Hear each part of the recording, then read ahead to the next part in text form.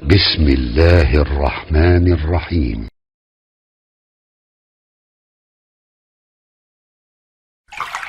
Bahasa ringkasnya, Quran surah 18 ayat 99 sampai 100 sampai 101. Neraka, sudah.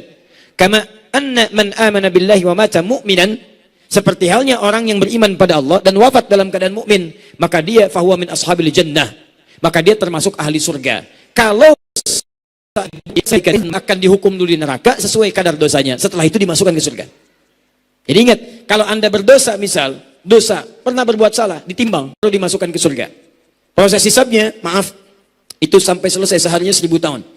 Dari mana dalilnya? Quran surah ke-7 Al-A'raf dari ayat 47-nya, bahkan dari 45 sampai dengan ayat 49-nya. Di Ashabul A'raf nanti. Nah, dosa 50,01%. Pahala 49,99. Besar dosa dibandingkan dengan pahalanya. Besar amal salah dibandingkan amal solehnya. Maka dia berpeluang masuk ke dalam surga, tapi disejajarkan dulu ukuran dosanya, dicuci di neraka. Udziba, dihukum dulu sesuai kadar dosanya. Nanti kalau kadar dosanya sudah habis, lebih unggul kadar baik, baru diangkat dia. Kalau dalam hadis riwayat Al-Bukhari, gosong diangkat, dipindahkan ke surga. Baik. Jadi kalau antum pernah berbuat salah, bukan musyrik, punya peluang ke surga. Tapi jangan bercita-cita, berarti salah nggak apa-apalah, masuk surga juga, silahkan. Silahkan, tapi seharinya 1000 tahun. Satu detiknya 48 hari. Paling singkatnya, paling ringannya, Quran surah 4 ayat 56. Innal ladzina kafaru bi ayatina sawfa nuslihim nar. Kami tarik ubun-ubunnya, paling ringan nih. Paling ringan. Saya kasih ilustrasi supaya nanti antum bisa mikirin.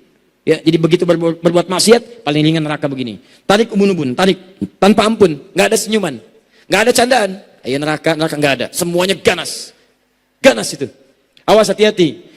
Alaiha malaikatun ghilazun syidadun, kasar, tarik, kasar, syidad, keras. Quran surah 66 ayat yang ke-6, paling kiri sebelah atas, tarik, keras. Awas, nusli, tarik ubun-ubun, celup. Kullama nadijat juluduhum, ketika dicelupkan hancur semuanya, tubuhnya, kulitnya. Disebutkan kulit karena kulit indera perasa yang paling peka. Hancurkan semua. Celup. Pernah bikin teh celup? Teh celup itu kan celup, angkat kan? Baik. Nadijat juluduhum badalnahum juludan ghairaha liyadzuqul azab. Kami angkat lagi. Jadi kalau sudah hancur, kami angkat. Begitu diangkat, disembuhkan lagi dengan kulit-kulitnya. Kenapa disembuhkan? Supaya saat kami celupkan lagi, merasakan lagi bagaimana nikmatnya siksa neraka. Bahasa Qurannya, menikmati siksa neraka. Sekali celup, kalau dicelupkan sedetik saja, itu sakitnya sama dengan 48 hari rasanya di dunia. Kalau tidak percaya, coba aja sana, silakan. Ayo, kalau nggak percaya, kita buktikan nanti di akhirat. Di teman-teman sekalian, itu gambarannya. Begitu diangkat, celupkan, itu paling ringan tuh. Paling ringan. Makanya dalam bahasa Sahih Al-Bukhari, ketika diangkat sudah gosong dia, begitu dimasukkan ke surga, sudah menikmati dalam keadaannya. Makanya mendingan kita merasakan biasa aja di dunia. Para sahabat kalau berbuat dosa, langsung datang pada Nabi. Ya Rasulullah, hukum saya. Hukum saya. Kenapa mengatakan hukum saya? Daripada dihukum di akhirat, mendingan selesai di dunia. Maka turunlah hukum dari Allah. Lakukan ini, lakukan ini, lakukan ini. Paham ya? Baik, kita lebih disayang oleh Allah. Kalau umat Nabi Musa, musyrik, bunuh diri. Bunuh diri. Quran surah kedua, ayat 54. Silakan cek. Awas, faktulu anfusakum, bunuh diri, baru diampuni. Allah kurang sayang apalagi pada umat Nabi Muhammad. Tobat, tinggalkan itu. Tinggalkan semuanya, beralih kepada Allah. Hei, yang percaya pada batu-batuan yang tidak jelas, patung-patung tidak jelas, gambar-gambar tidak jelas, sudah. Tepikan dalam kehidupan kita, ambil yang jelas-jelas. Begitu ditinggalkan, rahmat Allah turun pada rumah antum, dalam kehidupan antum.